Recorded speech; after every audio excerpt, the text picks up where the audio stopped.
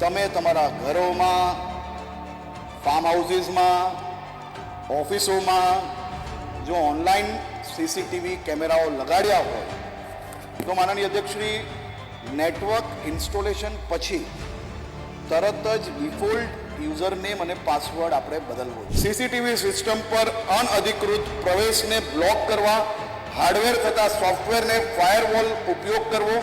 માનનીય અધ્યક્ષશ્રી, CCTV system ને ખાસ ડિટેક્શન સિસ્ટમ હોય તો તેનો ઉપયોગ કરવો, જેથી સાયબર ફ્રોડ ધીમે ધીમે હવે વધી રહ્યું છે. છેલ્લે રાજકોટ વાળો જે ઘટના બની કે રાજકોટમાં જે હોસ્પિટલ હતી તેના મહિલાઓના વિડીયો ક્યાં બેઠા બેઠા ટ્રેક થઈ ગયા, ક્યાં બેઠા બેઠા પહોંચી ગયા ને કઈ રીતે સોશિયલ મીડિયાનો કોઈ સ્કેન્ડલ ચાલીને વાયરલ થઈ ગયા. આવું તમારી અને મારી સાથે પણ બની શકે છે. વિધાનસભામાં આ મુદ્દો જ ગુંજ્યો અને ગૃહમંત્રી હર્ષ સંઘવીએ તમામ લોકોને સમજાવ્યા.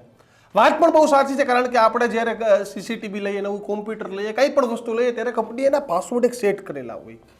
એડમિનિસ્ટ્રેટર, એડમિન 1 2 3 4 એના પાસવર્ડ હોય અને આ તમામ લોકોના મગજમાં, એટલે વેચનાર માણસને એવું લાગે કે આ પાસવર્ડ સહેલા છે ને આપણે ક્યારેય આ પાસવર્ડો બદલવાની તસ્દી છે તે લેતા નથી.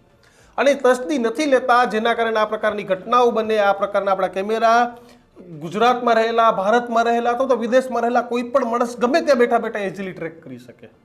આ સીસીટીવી તમારા ઘરના હોય, તમારા ફાર્મ હાઉસના હોય કે તમારી ઓફિસના હોય કે પછી કોઈ બેંકના હોય, ત્યારે તમામ લોકો માટે આજે આ જાણવું ખૂબ જરૂરી છે કે જ્યારે તમે સિક્યુરિટી પર્પઝ માટે કોઈ વસ્તુ નખાવો છો, પરંતુ સિક્યુરિટીને બદલે તમારા ઉપર કેટલી ઘાતક સાબિત થઈ શકે છે તેનું આજે મોટું ઉદાહરણ વિધાનસભામાં જાણવા મળ્યું.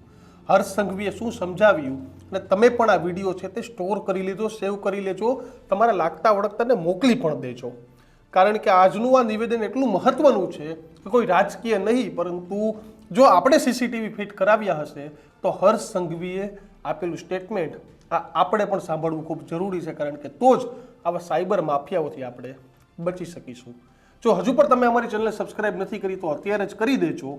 અને હવે સાંભળો હર્ષ સંઘવીએ આજે વિધાનસભામાં શું કહ્યું. તમે તમારા ઘરોમાં, ફાર્મ હાઉસીસમાં, ઓફિસોમાં જો ઓનલાઈન સીસીટીવી કેમેરાઓ લગાડ્યા હોય તો માનનીય અધ્યક્ષશ્રી, નેટવર્ક ઇન્સ્ટોલેશન પછી તરત જ ડિફોલ્ટ યુઝર નેમ અને પાસવર્ડ આપણે બદલવો જોઈએ.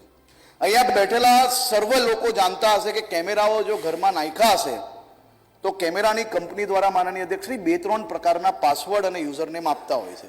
યુઝર નેમ હોય તો એડમિન હોય, પાસવર્ડ હોય તો એડમિન 1 2 3 હોય.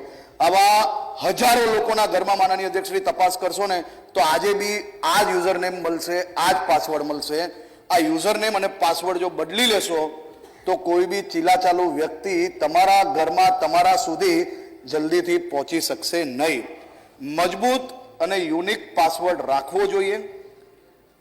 2 ફેક્ટર ઓથેન્ટિકેશન જે છે એની અંદર આવે એને ઇનેબલ કરશો તો જરૂરથી સુરક્ષિત રહેશો.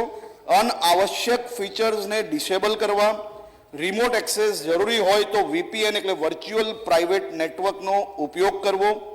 નેટવર્ક વિડીયો રેકોર્ડર અથવા DVR લોક કરેલ સ્થાને રાખવા, જેથી અનધિકૃત એક્સેસ આપણે રોકી શકાય.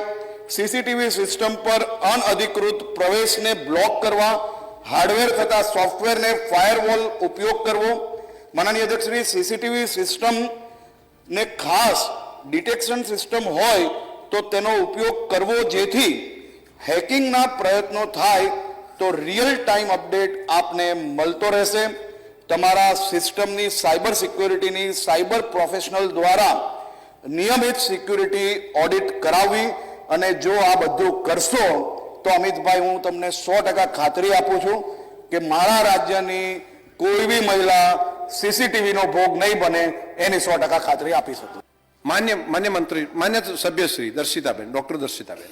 માન્ય અધ્યક્ષશ્રી, હું આપના માધ્યમથી માન્ય મંત્રીશ્રીને પૂછવા માંગુ છું કે ભવિષ્યમાં આવા બનાવ ન બને એ માટે થઈને રાજ્ય સરકારે શું પગલાં લીધા છે?